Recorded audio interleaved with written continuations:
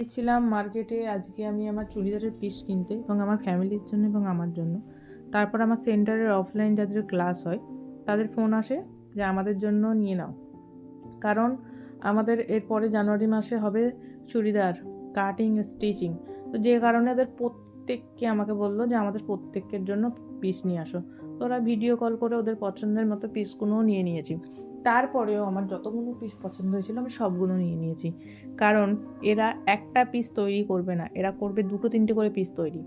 তো যার ফলে একটা থাকে নর্মাল চুড়িদার, একটা থাকে চেন দেওয়া চুড়িদার, একটা কলার দেওয়া চুড়িদার। তো এদের প্রত্যেকের 1-3টে করে পিস লাগবে। অনেকে মনে করে যে আমরা যখন টেলারের কাজ করাবো তখন সেটা পুরানো কাপড় দিয়ে করাবো। পুরানো কাপড় দিয়ে করলে কি প্রবলেম হয় দেখো, যে কাপড়টা পুরানো হয়ে যায় সেটা নরম হয়ে যায়, তার মধ্যে কোনো মাড় থাকে না। তো অনেকে বলে যে পুরানো শাড়ি ধুতিতে মাড় দিয়ে নিয়ে আসবে এবং প্র্যাকটিস করবে। হ্যাঁ, এটা প্র্যাকটিসের জন্য ঠিক আছে, কিন্তু ওটার ফিনিশিং কোনো দিনই সুন্দর হয় না, দেখতেও ভালো লাগে না। যখনই কোনো স্টুডেন্ট যখন সালোয়ার কামিজ শিখবে এবং সালোয়ার কামিজটাকে কাটিং করবে না, তখন আমি বলবো যে প্রত্যেকে তার নিজের বডির জন্য তৈরি করো।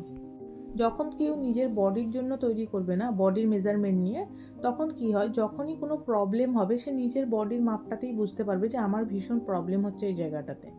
এবং যখনই কাটিং করবে এক্সট্রা কাপড় সব সময় রাখবে, যাতে যদি টাইট হয় বা ফিটিং হয় তখন তুমি তা লুজ করতে পারবে। কিন্তু অনেক সময় একদম ফিটিংস নিয়ে কাটিং করবে আর এক্সট্রা কাপড়টা কম রাখবে, পরে যদি কোনো টাইট হয় না তখন তুমি এটা খুলে করলে খুব বাজে হয়ে যায়। এবং খুব ধীরে করবে। অনেকে আছে সেলাই খুব তাড়াহুড়ো করে, কিন্তু যখনই কোনো নতুন কাজ শিখবে না, কাজটা যখনই করবে তখন সেই কাজটা খুব ধীরে করবে, তখন দেখবে তার ফিনিশিংটা অনেক সুন্দর আসবে। এবং সব সময় লুজ রাখবে, সব সময় লুজ রাখলে কোনো প্রবলেম হয় না।